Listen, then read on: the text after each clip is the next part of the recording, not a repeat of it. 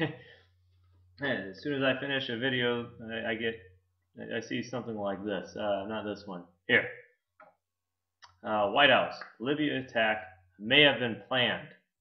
I was waiting for this to come out because I saw this earlier.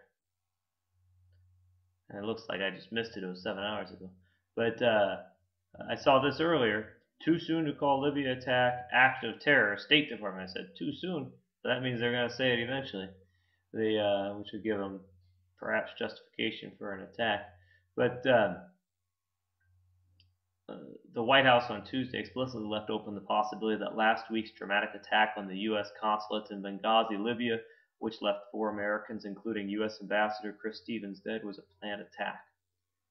Press Secretary Jay Carney suggested the assault could have been the work of an armed group looking to take advantage of demonstrations he blamed on an anti-Islam video available online. Carney repeatedly described that footage as the precipitating cause of the protests and the violence targeting American diplomatic posts in Egypt, Libya, Sudan, Tunisia, and elsewhere.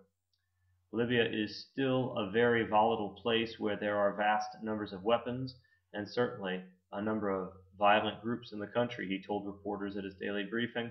There is an abundance of weapons, including heavy weapons, and there are certainly groups that carry those weapons and look to take advantage of those circumstances, as there are around the region and the world, Carney said. He did not say whether such groups might be linked to international extremist networks like Al-Qaeda.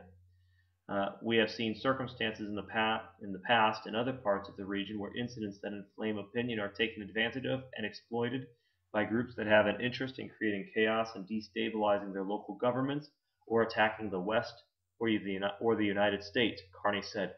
I should add right here that what it appears is happening in the Middle East in general is that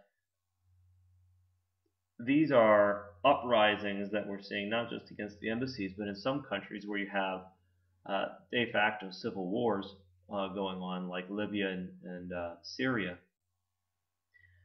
where the Western media is portraying these as civil wars. They're saying, they're fighting against each other because they want to get rid of whoever. Assad in Syria in the past, Gaddafi in Libya, and now it's just tribal conflicts fighting one another in Libya, supposedly. All of this. However, what it appears from what I've heard in a conversation with someone who works with churches over there, is that what's actually going on is you're seeing civil wars in the country, right? In these countries, correct? But that the conflicts are in fact civil wars that have this in mind. It's advocates of national sovereignty in those countries against perceived puppets of the West.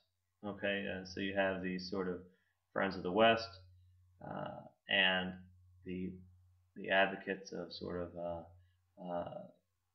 their national freedom and independence over there rising up against them.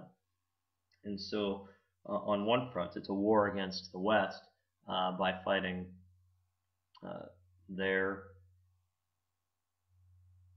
representatives, their appointed leaders in these places. Okay, something like that.